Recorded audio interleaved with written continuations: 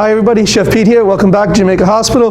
Today we're going to do an awesome pumpkin oatmeal pancakes. Quick, easy recipe, 10 minutes, you're done. Kids are going to love it, you're going to love it as well, and it's healthy for you.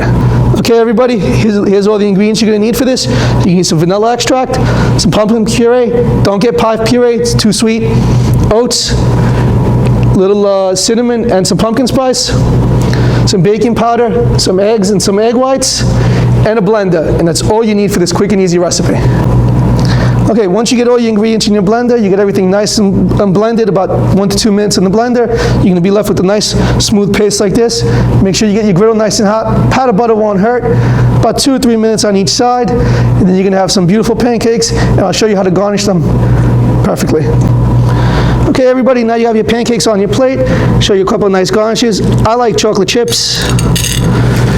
Then you can do a little granola. You got a little yogurt, gives you a nice little creaminess. Then what we did some sauteed apples with just a touch of brown sugar, just a little bit. Then you got a little bit of fruit. And then a drizzle, just a light drizzle of maple syrup.